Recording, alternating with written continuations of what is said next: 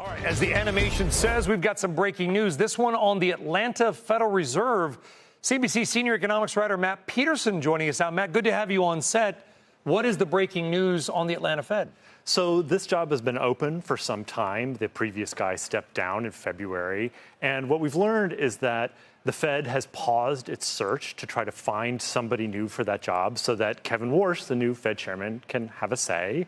And we've learned that among the candidates for this job that the Fed has looked at is a fellow named Michael Faulkender, who was a senior Treasury official in this second Trump administration. Okay, so my broader question about Michael Faulkender is, who is Michael Faulkender? Obviously, you just mentioned what he did.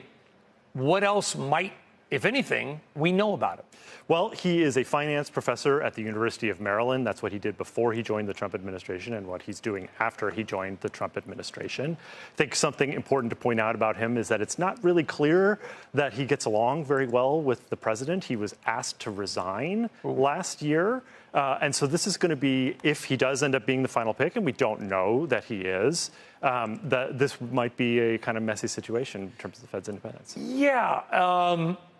Sometimes the president gets mad at people. I don't know if you've noticed this. So if the president was not a big fan of Michael Faulkender, but Kevin Warsh was, and I'm asking you to speculate, Matt, what do we know about the odds of the chances of him becoming the Atlanta Fed president? I would think that they would be pretty good because really this choice is up to the Fed, and that's the Fed sort of writ large, not just the chairman, but the Atlanta Fed itself, its board of directors gets a vote here too, although the final say goes to the Washington Fed. But it's really a thing that gets decided inside the Federal Reserve System. So if Kevin Warsh wants this, Kevin Warsh will get it.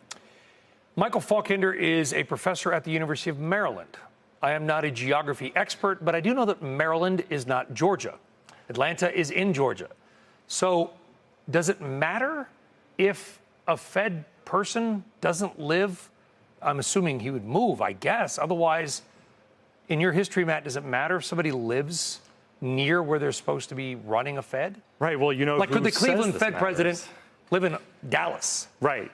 Yeah, so Treasury Secretary Scott Bessent has made exactly this point. He has said that he wants Fed presidents to have lived in the district for 3 years before they're picked. That's not a rule right now. It's something that Kevin Warsh said he might be open to thinking about when he took over. This is one of the reasons I think that this process has been paused, is that there have been these sort of bigger questions about how do you decide exactly who should be in these really sensitive jobs. But no, to answer your question, you know, this person we're talking about, former Deputy Treasury Secretary Michael Faulkender, does not apparently, as far as I can tell, have any ties. So there to is no clear, I mean, because